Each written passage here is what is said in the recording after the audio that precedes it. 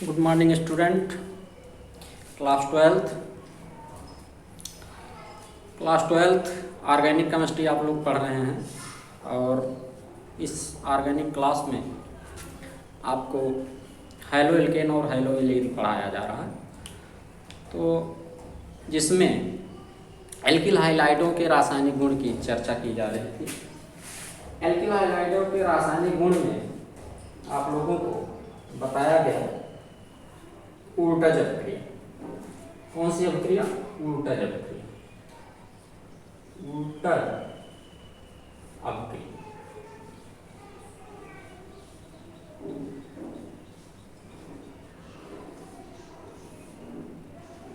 ऊर्टज अभिक्रिया alkyl halide का sodium धातु के साथ ईथर की उपस्थिति में क्रिया कराने पर एल्केन बनता है।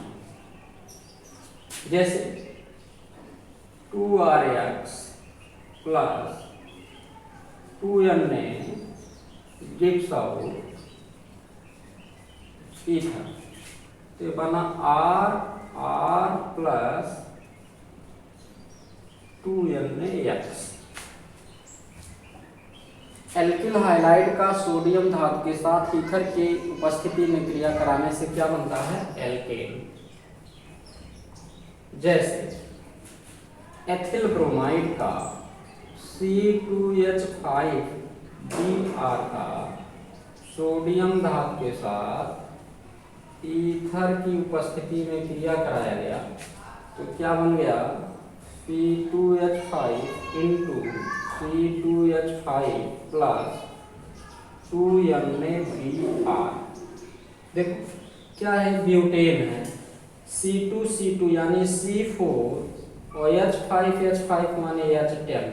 C4H10 को क्या कहते हैं? ब्यूटेन, यानी यह क्या है? एल्केन।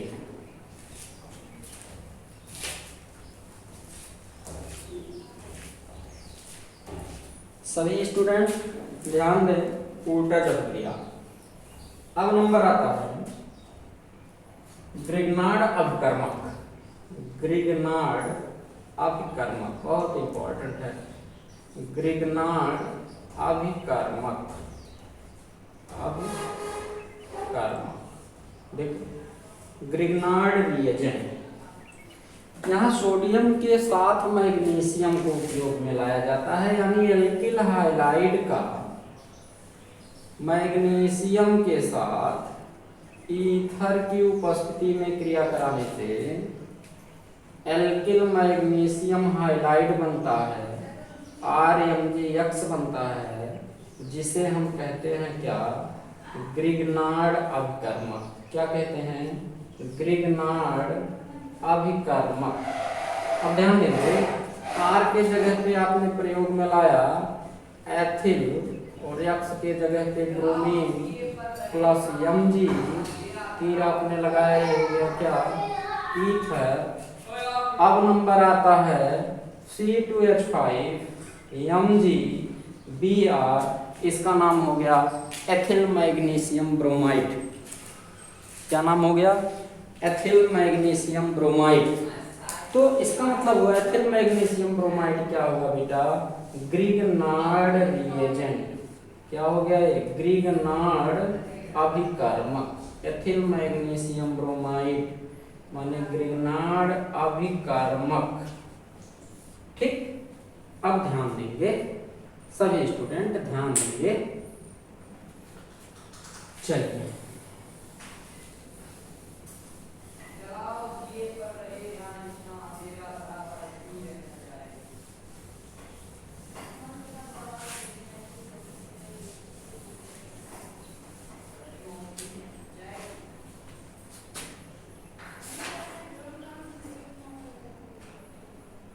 अब नंबर है कि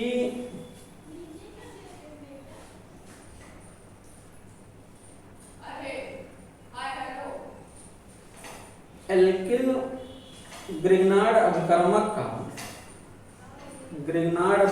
का विभिन्न प्रकार के यौगिकों से अभिक्रिया। तो ये टॉपिक आपको बाद में ही बताया जाएगा। तो इस रिएक्शन को अन्य कंपाउंडों में, जैसे कार्बोक्सिलिक एसिड है, एसिटिक अम्ल है, इन सब में बताना ज़्यादा सूटेबल पड़ेगा। तो अगला रिएक्शन है एल्किल हाइलाइड का जिंक के साथ क्रिया, बहुत इंपॉर्टेंट है। एल्किल हाइलाइड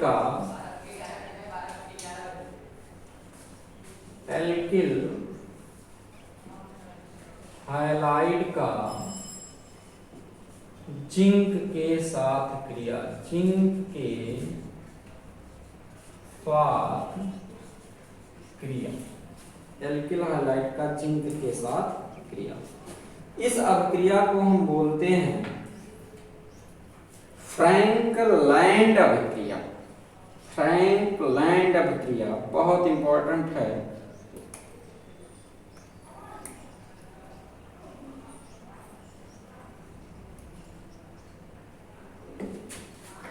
चलिए, थोड़ा सा इंक की कमी है।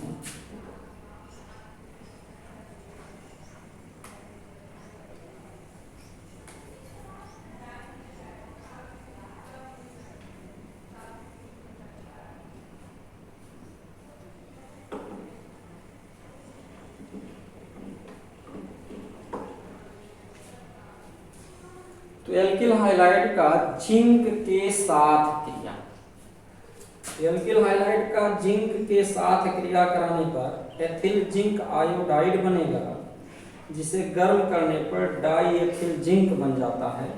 तो देखेंगे, जैसे एल्किल हाइलाइड में एथिल आयोडाइड आपने प्रयोग में लाया और जिंक के 2 अणु के साथ इसे आपने क्या किया, गर्म कर दिया।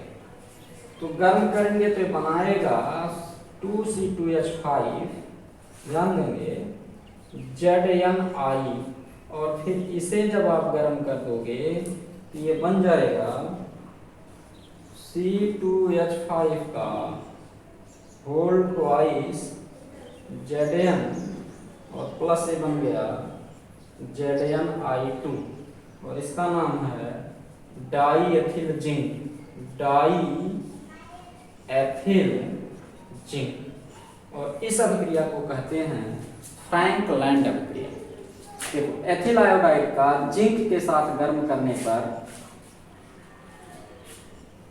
एथिल जिंक आयोडाइड बनता है, इसका नाम है ethyl zinc iodide, ethyl zinc iodide. और फिर डाई एथिल, फिर गर्म कर देंगे इसे हम, इसे गर्म करेंगे तो ये बन जाएगा डाई एथिल जिंक। ठीक, इसका नाम क्या है, एथिल आयोडाइड, एथिल आयोडाइड। तो यह अभिक्रिया कौन सी अभिक्रिया है, फ्रैंकलैंड अभिक्रिया, बहुत इंपॉर्टेंट है। आइए अगला रिएक्शन आपको हम बताते हैं। एल्किल हाइलाइड का सोडियम लेड मिश्र धातु के साथ क्रिया, एल्किल हाइलाइड का सोडियम, चलिए इसे मिटा देते हैं, इसे मिटा देते हैं। एल्किल हाइलाइड का, एल्किल हाइलाइड का सोडियम लेड, सोडियम लेड मिश्र धातु के साथ क्रिया, मिश्र धातु के साथ।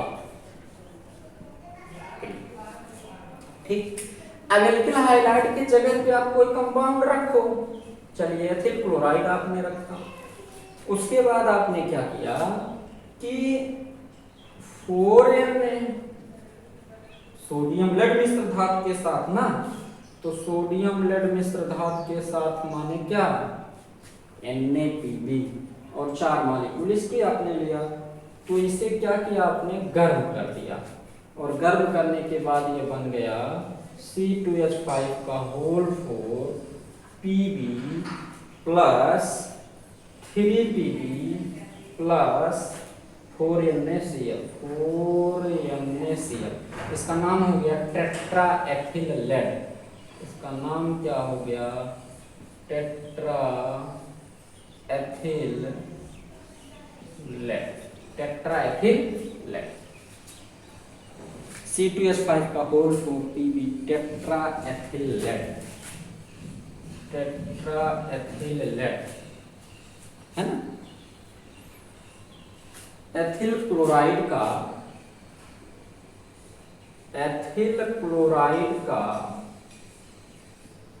सोडियम लेड मिश्र धातु के साथ क्रिया कराने पर टेट्रा एथिल लेड बनता है, TeL बनता है।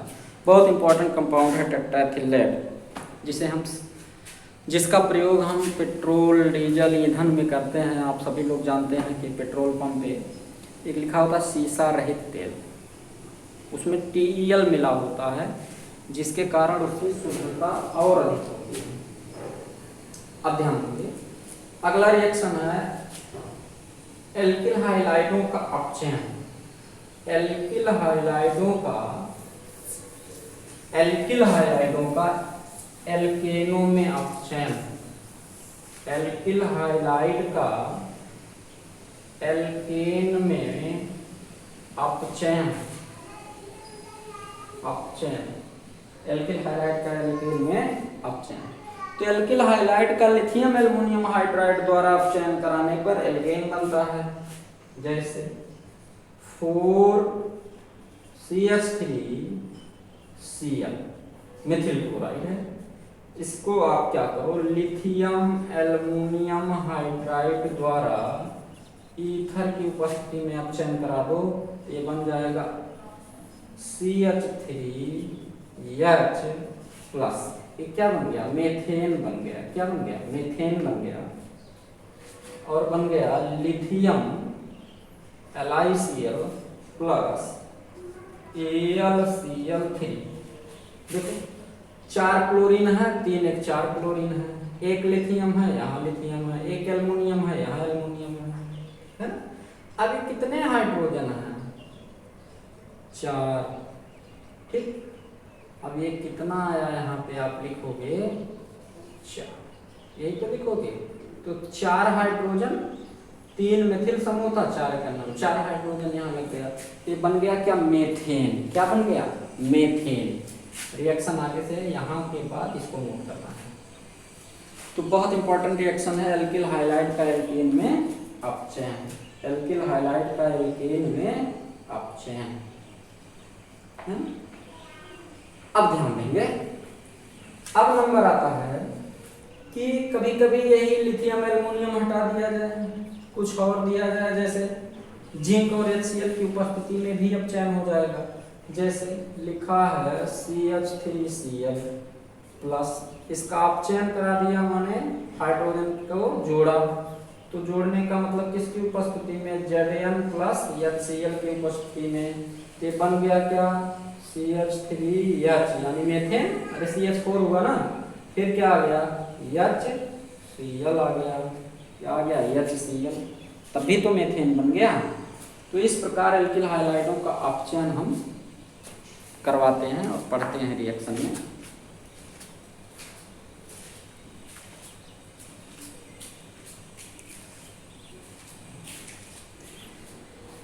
चलिए सर,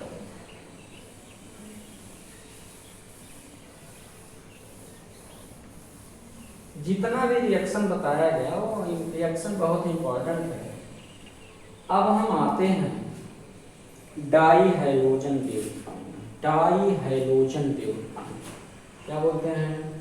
डाई हाइड्रोजन व्युत्पन्न। डाई हाइड्रोजन व्युत्पन्न, derivative of di hydrogen, di hydrogen व्युत्पन्न। इसका क्या मतलब है? अभी अभी आपने देखा कि मोनो हाइड्रोजन व्युत्पन्न यानी किसी एल्केन के एक हाइड्रोजन एटम को किसी हाइड्रोजन परमाणु द्वारा विस्थापित करने पर प्राप्त कंपाउंड को हम मोनो हाइड्रोजन कंपाउंड कहते हैं। ठीक, अब यही पे आप कह सकते हो किसी एल्केन के 2 हाइड्रोजन परमाणु को 2 हैलोजन एटम द्वारा विस्थापित करने पर प्राप्त यौगिक को हम क्या कहेंगे? डाई हैलोजन व्युत्पन्न। जैसे CH4 लिखा है, 2 हाइड्रोजन को हटाओ, ये हो गया CH2, और 2 हाइड्रोजन जोड़ दो, जैसे Cl2 जोड़ा, ये हो गया डाइक्लोरोमेथेन। इसका क्या नाम हो गया? डाइक्लोरोमेथेन। क्या नाम हुआ? डाइक्लोरोमेथेन, है ना। आप ध्यान देंगे ये 2 प्रकार के होते हैं। कितने प्रकार के? 2 प्रकार के होते हैं। Number 1 gem dihalide, gem dihalide, और नंबर 2 होता है vic dihalide, vic dihalide. ध्यान से समझिएगा, जैम डाई हाइलाइट का मतलब क्या होता है? जैम डाई हाइलाइट का मतलब क्या होता है? ध्यान देंगे, जब किसी डाई हाइलो एल्केन में या जब किसी डाई हाइलोजन में दोनों हाइलोजन एटम एक ही कार्बन से जुड़े होते हैं तो उसे हम जैम डाई हाइलाइट कहते हैं। क्या कहते हैं? जैम डाई हाइलाइट कहते हैं। ध्यान दीजिएगा, जब किसी डाई हाइलोजन में दोनों हाइलोजन एटम एक ही कार्बन से जुड़े होते हैं उसे बोलते हैं gem dihalide, gem dihalide. ठीक, जैसे लिखा है CH2 Cl2, इसका नाम हो जाएगा gem dichloromethane, gem dichloromethane. क्या नाम हो गया? Gem dichloromethane. ठीक, अब ध्यान देंगे, दूसरा है जब कोई डाई हाइलोजन के दोनों हाइलोजन एटम, जब किसी डाई हाइलोजन यौगिक के दोनों हाइलोजन एटम भिन्न भिन्न कार्बन से जुड़े होते हैं तो उसे हम कहते हैं विक डाई हाइलाइट। जैसे CH2 Cl, इसका नाम क्या हो गया? Vic, vic dichloroethane. क्या नाम हो गया? Vic dichloroethane. यहाँ आप देख रहे हो दोनों हाइड्रोजन एटम 2 अलग अलग कार्बन से क्या हैं? जुड़े हैं, और इसमें देखो दोनों हाइड्रोजन एटम एक ही कार्बन से जुड़ा है। ऐसी स्थिति में जैम डाई क्लोरोमेथेन या फिर विक डाई क्लोरो एथेन का नाम होते हैं। आगे बात सुनिए। अब नंबर आता है डाइक्लोरो, डाइक्लोरो, या इनका नामकरण हम देख लें, नामकरण देख लें। तो नामकरण में क्या करेंगे? देख लो जरा, देखो एक ही कार्बन से दोनों क्लोरीन जुड़ा है तो 1 1, 2 क्लोरीन है तो 2 बार 1 1 1 डाइक्लोरो मीथेन। नाम क्या हो गया? अब यहां देखेंगे एक कार्बन इधर एक कार्बन इधर, तो इसे कहेंगे 1 2 डाइक्लोरो इथेन। ये तो नामकरण हो गया, कोई दिक्कत? चलिए अब आता है, अब हम आपको बताते हैं प्रिपरेशन ऑफ डाइक्लोरोमेथेन। पहला कंपाउंड आपका है, तो डाइक्लोरोमेथेन बनाने की विधि, methods and preparation of dichloromethane, methods and preparation of dichloromethane.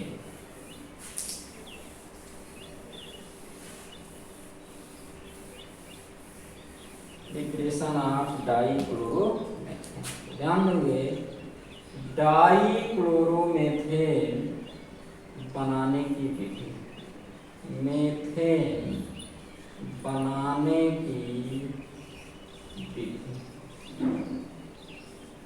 ये क्या है?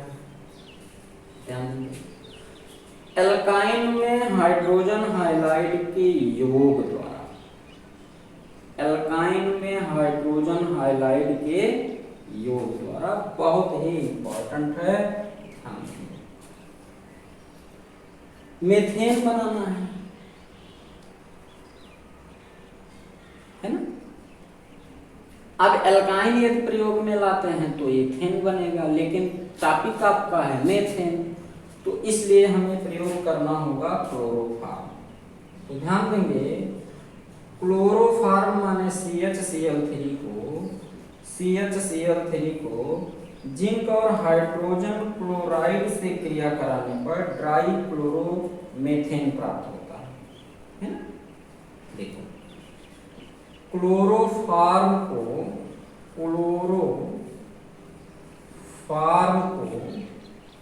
जिंक और हाइड्रोक्लोरिक अम्ल के साथ क्रिया कराने पर डाईक्लोरोमेथेन बनता है। डाईक्लोरोमेथेन बनता है।